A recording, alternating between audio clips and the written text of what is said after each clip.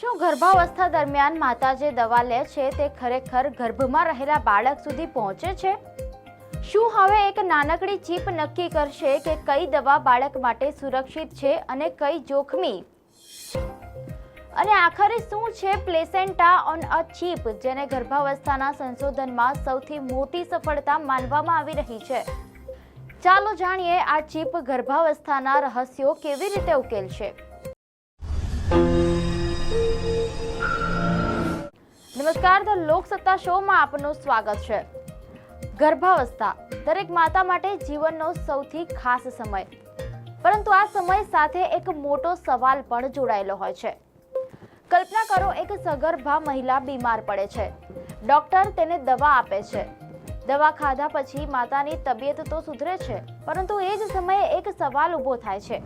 શું આ દવા ગર્ભમાં રહેલા બાળક સુધી પણ પહોંચી હશે?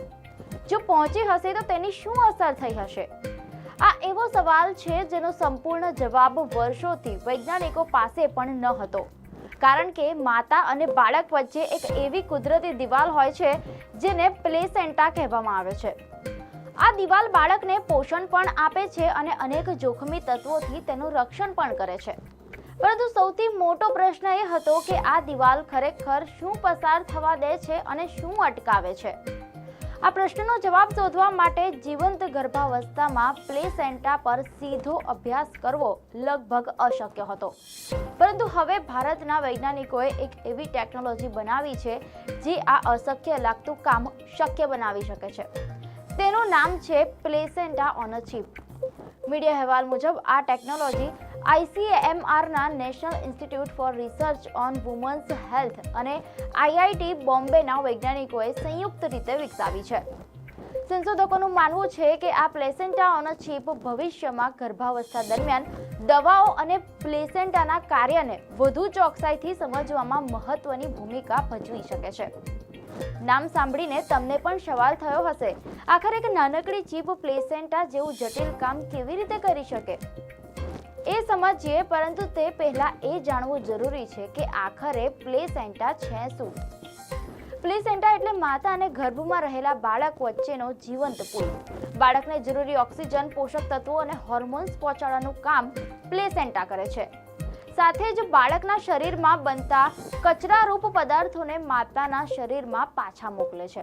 એટલું જ નહીં, તે અનેક હાનિકારક તત્વોને બાળક સુધી પહોંચતા પણ અટકાવે છે. એટલે કે ગર્ભાવસ્થા દરમિયાન બાળકનું જીવન મોટા ભાગે પ્લેસેન્ટા પર જ આધાર રાખે છે. પરંતુ સૌથી મોટો પડકાર એ હતો કે ગર્ભાવસ્થા દરમિયાન પ્લેસેન્ટા કેવી રીતે કામ કરે છે. તેનો સીધો અભ્યાસ કરવો લગભગ અશક્ય હતો. એટલે જ ઘણા સવાલોના જવાબ વર્ષોથી અધૂરા રહ્યા. ખાસ કરીને માતા જે દવા લે છે તે ગર્ભસ્થ બાળક સુધી પહોંચે છે કે નહીં? અહીંથી શરૂ થાય છે આ નવી ટેકનોલોજીની કહાની. વૈજ્ઞાનિકોએ વિચાર્યું, જો જીવંત ગર્ભાવસ્થા દરમિયાન પ્લેસેન્ટાનો અભ્યાસ કરી શકાતો નથી, તો શું પ્રયોગશાળામાં જ પ્લેસેન્ટા જેવી સિસ્ટમ બનાવી શકાય? આ જ વિચારમાંથી જન્મ થયો પ્લેસેન્ટા ઓન અ ચીપનો. નામ ભલે ચીપ હોય, પરંતુ આ કોઈ સામાન્ય ઇલેક્ટ્રોનિક ચીપ નથી. આ એક એવી નાનકડી પ્રયોગશાળાકીય સિસ્ટમ છે જે માનવ પ્લેસેન્ટાની જેમ જ કામ કરવાનો પ્રયાસ કરે છે. સરળ ભાષામાં સમજીએ તો વૈજ્ઞાનિકોએ એક નાનકડું મોડેલ બનાવ્યું છે, જેમાં એક બાજુ માતાના શરીર જેવી સ્થિતિ ઊભી કરવામાં આવે છે અને બીજી બાજુ ગર્ભસ્થ બાળક જેવી. બંને વચ્ચે એક ખાસ પડદો બનાવવામાં આવ્યો છે જે બિલકુલ પ્લેસેન્ટાની જેમ જ કામ કરે છે. હવે આ ચીપ પર કોઈ દવા અથવા પોષક તત્વો મૂકવામાં આવે તો વૈજ્ઞાનિકો જોઈ શકે છે કે તે આ પડદો પાર કરીને બાળક તરફ જાય છે કે નહીં, અને જાય તો તેની શું અસર થઈ શકે છે. એટલે કે જે બાબત વર્ષોથી માત્ર અંદાજના આધારે સમજવામાં આવતી હતી, હવે તેને પ્રયોગશાળામાં આંખો સામે જોઈ શકાય છે. અને જ્યારે આ ચીપનું પરીક્ષણ કરવામાં આવ્યું ત્યારે પરિણામો પણ ખૂબ જ આશાસ્પદ રહ્યા. આ ચીપે માત્ર પ્લેસેન્ટાની નકલ જ કરી નહીં, પરંતુ પ્લેસેન્ટા જેવા ઘણા જ મહત્વના કામ પણ કરીને બતાવ્યા.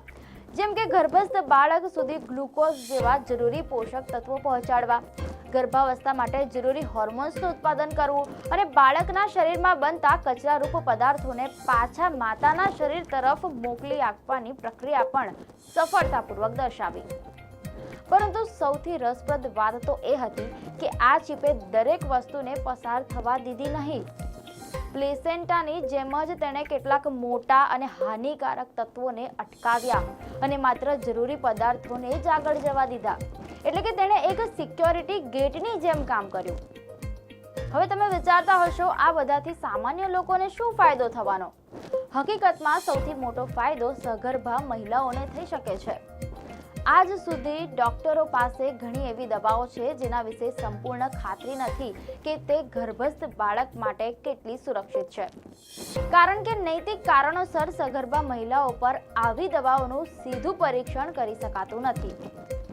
અત્યાર સુધી તેના માટે મોટા ભાગે પ્રાણીઓ પર પરીક્ષણ કરવામાં આવતા હતા. પરંતુ સમસ્યા એ છે કે પ્રાણીઓના પ્લેસેન્ટા અને માનવ પ્લેસેન્ટા એક સરખા નથી. એટલે ત્યાં મળેલા પરિણામો હંમેશા માણસ માટે સાચા નીકળે તે જરૂરી નથી. પરંતુ હવે આ નવી ચીપ વૈજ્ઞાનિકોને વધુ વિશ્વસનીય માહિતી આપી શકે છે. આ ચીપની મદદથી જાણી શકાશે કે કોઈ દવા ખરેખર પ્લેસેન્ટોને પાર કરીને બાળક સુધી પહોંચે છે કે નહીં, અને જો પહોંચે છે તો તેની શું અસર થઈ શકે છે. માત્ર દવાઓ જ નહીં, જો કોઈ સગર્ભા મહિલાને ડાયાબિટીસ હોય અથવા તો પ્રી એક્લેમ્સિયા જેવી ગંભીર સમસ્યા હોય તો તે જ સમયે પ્લેસેન્ટામાં શું ફેરફાર થાય છે અને તેની અસર બાળક પર કેવી રીતે પડે છે તે પણ આ ચીપની મદદથી વધુ સારી રીતે સમજી શકાશે. આટલું જ નહીં, ભવિષ્યમાં ચેપ, પોષણની ઉણપ અને પ્રદૂષણ જેવી પરિસ્થિતિઓ પ્લેસેન્ટાને કેવી અસર કરે છે તેનો અભ્યાસ પણ આ ટેકનોલોજી દ્વારા શક્ય બની શકે છે. જો કે સંશોધકોએ એક વાત સ્પષ્ટ કરી છે કે તેઓ એવો દાવો નથી કરતા કે આ ચીપ આજથી જ પ્રાણીઓ પરના પરીક્ષણો અથવા ક્લિનિકલ ટ્રાયલનું સ્થાન લઈ લેશે.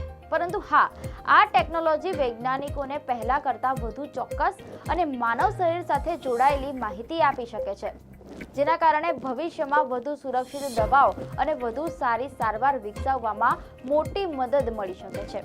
એટલે કે આ એક નાનકડી ચીપ જે કદમાં ભલે નાની હોય પરંતુ ભવિષ્યમાં લાખો માતાઓ અને ગર્ભસ્થ બાળકોના આરોગ્ય માટે ખૂબ મોટું પરિવર્તન લાવી શકે છે.